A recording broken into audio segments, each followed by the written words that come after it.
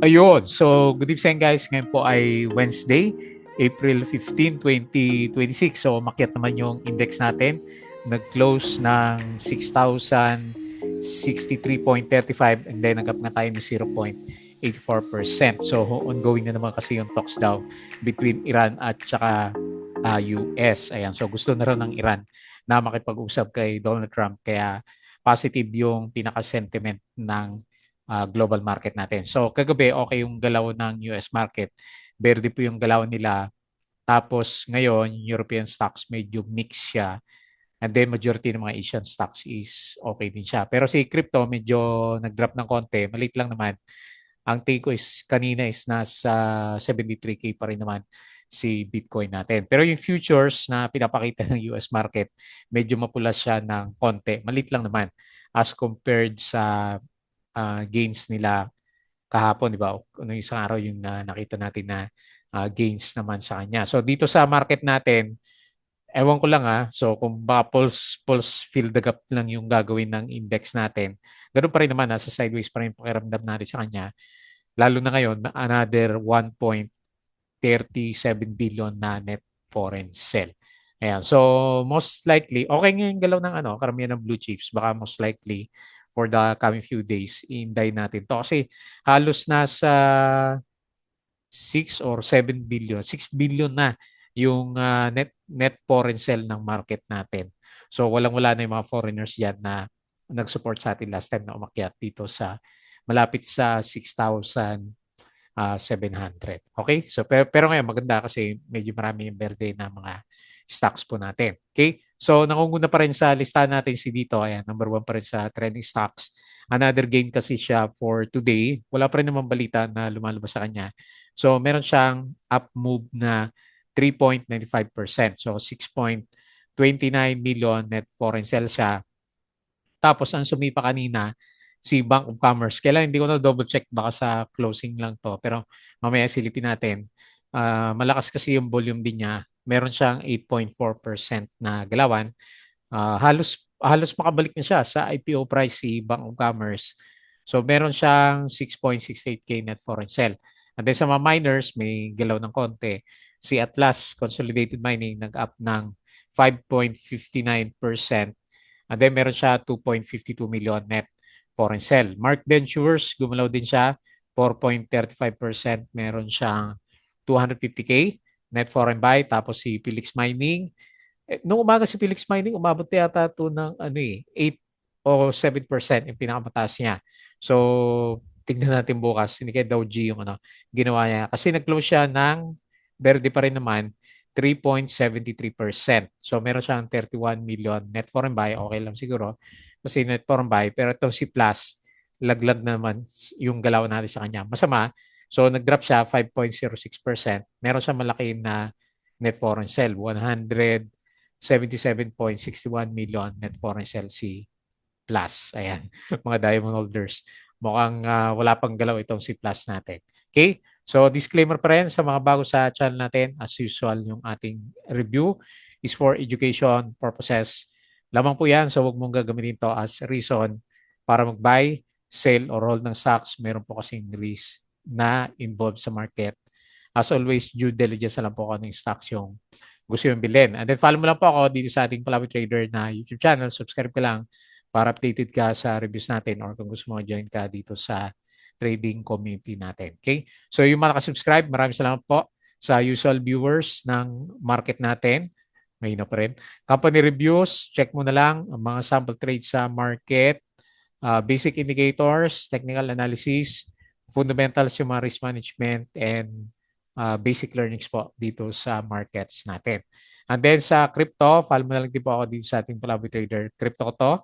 So wala tayong vlog na nagawa. Pero gumaganda yung galaw kasi ng cryptocurrencies, social media, Facebook account na Palawi Trader. Check mo na lang or dito sa Facebook page para updated ka po sa mga posts natin. And then sa Twitter, so konti lang mga balita na na-repost ko kanina. Pero to meron ako nakitang summary ni Philippine Stock Exchange. So refresh ulit natin siya. Hopefully meron. Ayan, medyo mabagal pa rin yung internet natin. Wait natin ng konti yung summary. Kasi nandito yung pinaka-summary ng index. Ayan. So, meron na kasing nilabas si Philippine Stock Exchange. So, very bad pa rin yung net foreign sale natin. Mas malakas pa ngayon, 1.37 billion na net foreign sale kapon, 400 million lang siya. So, baka tentative nga lang tong bounce o yung tinatawag nila na dead cat bounce yung market natin. So, yung pinaka-winner natin for today is nandito sa services. Nag-up siya ng 1.21% at saka si finance medyo nag-bounce ng konti kasi nung isang araw to, kahapon yung malakas yung drop nila. So 1.23%. Yung mining malit lang pala, 0.33%. Baka yung mga major na miners hindi siya nagsigilawan. Okay? So CPG up daw siya ng net income after tax 2.77 billion in 2025 up by 14%. Okay? So yung first half na market, marami ng berde. So umaga pa lang pala maganda rin yung market natin. So BPI nag-bounce ng 2.7, CNPF 2.19, ICT 1.81%, Pure Gold 1.77, tapos si Meralco is 1.53%. Tapos nangunguna talaga sa laglagan, si Plus natin is negative 4.18%. Monde binawian ng konti, 1.58% at saka si Converge 1.28%. Okay? Nung closing naman, halos pantay na yung mga winners at losers. BPI pa rin nauna, 3.12%, Meralco 2.11%, ICT 2.08%, San Miguel 1.96%. So plus na yung pinakananguna dito, negative 5.06%. Monde, nag-break out to ng isang araw. So negative 2.58% and then drop pa rin si GGS natin ng negative 1.68% naman. Okay? So foreign funds bought, PNB, Security Bank, NRCP, AP, Meralco, Petron, Axilum, GSMI, CREET, MEG, Cebu, ICT, MAC, Web, Mrs. G, Pure Gold, Nickel, at saka CPX. Okay? So global oil demand will decline this year for the first time since pandemic as price surge caused by the Middle East conflict. Nangingiyata ng ulit ng permit ulit yung Pilipinas para mag-angkat sa Russia. So ang sabi dun sa huling mga napanood ko, 50 days pa rin naman yung reserve ng Pilipinas. Okay? So top line, nag-bounce yata to kanina. Ewan ko lang sa closing. Top line, partners with Robinsons Retail Holdings naming Uncle John's as the anchor tenant for all Tier 1 light fuel stations. Okay? So over 10,000 US personnel enforcing naval blockade of Iranian ports para ma-pressure siguro yung Iran na dumalo sa mga yung kanilang negotiations, di ba? Yung kanyang ceasefire. So dito, ayan, meron siyang good news dito. Dito is has strong revenue growth up. So 25% but struggling with the cost structure that far exceed its earnings, resulting in sustained net losses. So net loss pa rin naman siya. $24.9 billion. Ang laki, no? Slight improvement over the previous year's loss, 25.86 billion. So still unprofitable. Ayan. Pero gumagalaw na pumipitik si dito natin. Share buyback, MEG, ICT, AGI at saka si Ali. Si Bulan Master announced that is allocating a lower 12 billion to 14 billion in capital expenditure. Basic Energy, so ito yung catalyst niya, bakit siya gumalaw from the past few days. Partners with FGen AC Mobility for EV program. Ayan, so mga electric vehicle pala yung kanyang project. Axilum, revenue, ano ba to? Plus 23%. Meralco, Empower, the retail arm of Meralco has partnered with Rustan Coffee. President Donald Trump said Tuesday the US-Iran peace talks could resume this week. Ayan. So, medyo stable yung market pag ganyan. While Israel and Lebanon agreed to launch direct negotiations, signaling movement of the two key fronts in effort to ease the Middle East conflict. So, pati si Israel at saka si Lebanon. So, meron din yatang gagawing ceasefire. Okay? So, kagabi, yung closing ng US market, okay siya. Malakas dito yung kanilang mga galawan. Pero yung futures niya, medyo mapula ng konti for today. Okay, so patalasas ulit sa mga bago sa channel natin. As usual, yung ating Patreon channel po. kung gusto yung guide sa trading sa Philippine markets. So punta tayo dito sa index. Umakyat naman, so good news. Pero bad news pa rin yung net foreign sell natin kasi another 1.37 billion. Hopefully hindi masundan ulit bukas. Kung hindi, mag-ano ulit tayo dito sa malapit o baka sa ilalim ng MA9. Baka dead cat bounce lang to, no? Hindi kaya matrap tayo dito sa ano, galaw na to. Ayan. Actually, gumaganda nga yung itsura niya. So, pabalik ulit sa RSI 50 and then okay pa rin yung MACD formation natin. Yan lang. Kailangan ito nga pinangangamba natin yung madalas pa rin na net foreign sale. Kasi 6 billion na yan eh. So, yung level natin na to, hanggang dito, may umakit dati na mga 6 billion din na net foreign sale. So, ngayon, nakalabas na lahat yung foreigners na nag-push ng market natin last time. Okay? So, punta tayo sa mga winners. So, actually, si Tech yung pinaka-nanguna dito, 13%. Kaya kasi less than 1 million yung traded value. Kaya nanguna sa listahan ko si Bank of Commerce. So, nagap siya ng 8.4%. Okay? So, at last, Consolidated Mining, 5.59. Si Mark Ventures, 4.35. Ito, medyo maganda yung setup. Tapos si Mermart, 4% up. Si Dito, ayan, tuloy-tuloy yung breakout. 3.95%. So, magpo-0.8 na ulit siya. No? Pinakamababa natin is nasa 0.5. Laki na rin yan na galaw niya. Kung doon ka sa bottom sa low last time. BPI, 3.13%. Sino pa yung may volume alter, 2.41. Nag-breakout pala si Altero. Tapos si Manila Water, 2.3% of a breakout. STI, kulang sa volume. Meralco, breakout, 2.11%. And ICT, 2.08%. So para mag-breakout si ICT for the week. Tingin ko breakout to for the week si ICT natin. Okay? So sa loser, si Home, nung una, minus 7%. Si Plus, minus 5.06. Mukhang magre-retest sa baba. Si Plus, tapos si SCP, minus 3%. Si DHI, minus 3%. Nahirapan si DHI. Pero nandiyan lang naman sa bandang taas. APX, drop pala. So, X-date ba? Kahapon yung X-date niya, hindi siya masyadong nag-drop. Pero ngayon, 2.92% drop. And then si SCP, minus 3.04%. Okay? So, yun po yung mga major movers sa market. Balik ulit tayo dito and seal tayo ng konti sa global. So, medyo mapulangan ng konti yung futures ng global market. S&P, minus 0.06%. Dow Futures, minus 0.13%. Nasdaq, minus 0.05%.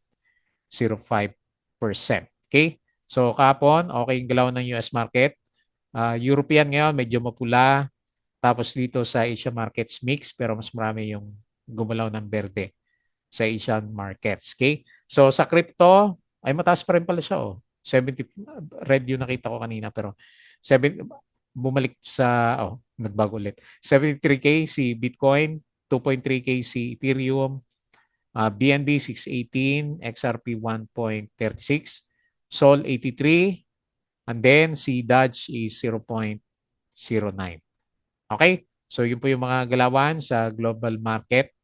Balik tayo dito and quick review ulit sa mga trending stocks. Okay? So nahin natin si dito, mga kadito natics. Marami pa palang utang si dito pero anyway, price action wise maganda po yung kanyang galawan. So nag-overbought na pala siya ngayon, no? Umabot siya ng 71.64 pero malakas pa rin yung volume niya. Buhay na buhay yung galawan ni dito natin. So breakout na ba? Breakout na, no? Sa usapan natin kahapon dito sa around, hindi pa siguro, no? Baka 0.8 yung pinaka-resistance yan. Nag-breakout siya kanina, umabot siya ng 0.83 pero medyo nag-pullback siya ng konti. Pero good sign kasi on the way ng breakout na talaga si dito natin. Simula dito sa galaw niya, sa bottom, halos 30% na rin pala yung inakyat ni dito. Panalo mo nag-abang ng MA100 kung halimbawa dito yung consolidation price nasa 0.67. So yun lang. Ewan lang natin for the coming few days kasi may lugi pa rin naman pala itong si dito natin ng 24 billion. Laki yan, 24 billion US dollar. Okay? So pero maganda yung niya, indicators ng RSI at saka MACD formation. So nag-up siya, close 0.79, 3.95%, and then meron siyang 6.29 million na net foreign sell. So ang pinaka-support natin malapit lang dito sa 0.7 level. Okay? So yun lang muna, yun nabasa natin sa kanya. Next, si Bank of Commerce. Hindi kayo pinitik to sa end of the day. Pero magalang kasi ito si Bank of Commerce. Okay yung earnings niya, annual earnings. Kumita naman siya 17%. So tignan natin sa 5 minute. Parang okay naman yung galaw niya, no? Okay naman siya. So yun lang yung movement niya, mabilis. Okay, so good sign. Malapit na sa IPO price si Bank of Commerce. Ang IPO price is nasa 12.27, no? So resistance, halos mag-break na siya sa resistance level niya. Okay? Ang ganda ng galaw niya, no? So breakout dito sa 9.53, pero kung trading channel, halos sakto siya, no? Doon sa pinaka-peak ng trading channel natin. So mali mo meron pang galaw si Bank of Commerce. Bantayan natin ito kasi kapag lumampas sa IPO price, then ibig sabihin maganda yung yung sentiment sa kanya ng markets natin. Especially pag above IPO price nga. Okay? So overbought yung RSI level above siya ng 50, and then okay din yung galaw ng MACD formation. Catalyst wise, wala akong nabasa dito eh. So nag-close siya 10.32, up siya ng 8.4%. May breakout na pala sa trend. Tapos 6.68K net foreign sell. Okay? So good vibes para sa mga investors ng Bank of Commerce. Next sa mining. Atlas, laki na rin ang bounce niya, no? Oh, grabe yung bounce nito, 40% si 80. Kaya lang hindi kaya nasa 50% Fibonacci na to. So anyway, ang pinaka next na resistance naman natin sa kanya is malapit sa 9 or siguro dito sa 8.9 level. So ito yung isa sa mga pinakamagandang comeback kasi nag-drop to ng dire-diretso yung drop niya last time, 40%, di ba? So panalo yung mga holders natin. Medyo nakakabalik na si Atlas mining natin. So okay din yung RSI niya, nasa bull side na, and medyo parabolic din yung galaw ng MACD formation. So bullish si Atlas. Okay? So nag-close siya 8.5, up siya ng 5.59%, and then 2.52 million net foreign sell. Okay? So next, si Mark Ventures. Pero na umaga, karamihan ng gumalaw, mga penny stocks na. Okay? So okay din yung galaw. Tingnan natin kung mag-close the gap hanggang dito sa resistance sa 0.78. Pero pabalik din siya sa uptrend na galawan. So good sign. Above siya ng RSI 50. Okay yung galaw niya. May trend. And then yung MACD formation natin is very good din yung direction niya. Ayan. So breakout sa trend si Mark Ventures natin. Okay. So nag-close 0.72. Up siya ng 4.35%, and then 250K net foreign buy. So silipin nga natin si gold. Hindi gumalaw yung iba eh. Nahirapan pa rin siya, 4.8K pa rin si gold natin. Okay, next, Felix Mining. So makyat, and then nauntog. Nauntog pala siya, nag-Dow G. So nag-close the gap siya. Hopefully hindi pa profit taking si Felix Mining. May gap dito. Dito siya nagkaroon ng close the gap. So diretso yung galaw niya sana, no? Solid sana to kasi 8% yung breakout niya kanina umaga. Okay, so okay din pala yung earnings niya, oh. Up siya ng 14.75%. So gumanda na yung fundamentals ni Felix Mining. So above RSI 50 na siya, and then okay din yung reversal ng MACD formation natin. So tingnan natin bukas, mali mo meron pa kasi maganda yung fundamental pala ni Felix Mining. So nag-close siya 10 pesos, up ng 3.73%, and then yun, lakas. Meron siyang 31.3 million net foreign buy. Okay? And then lastly, si Plus, mga ka-diamond holders, mukhang wala pa. Deads na naman si Plus. So magre-retest na naman siya ng support dito sa 13.8. No, 13.8. So not a good sign pa rin For the short term para kay Plus, wala na kasing balita, no? Okay naman yung earnings niya. Pero mahina yung momentum. So, on the way ulit sa oversold si Plus natin. Pabagsak lahat ng indicators saka price action. So, nag-close siya 15 pesos minus 5.06%. And ayun, malakas. 177 million net foreign sell. Okay? So, yun lang muna yung mga nakita natin dito sa market. Ewan ko lang dito sa index pero parang matamlay yung performance niya lalo na malakas pa rin yung net foreign sell. Okay po, so yun lang muna. Bago tayo close, please don't forget to subscribe dito sa ating Palabot Trader na YouTube channel. Join ka lang sa group kung gusto mo ng guide. Tapos crypto ko to. Follow mo na lang Facebook account, Facebook page, Twitter, and Patreon sa mga gusto ng guide. Sali lang po kayo sa group natin. Okay? So yun lang. Maraming salamat. Kita ulit tayo bukas.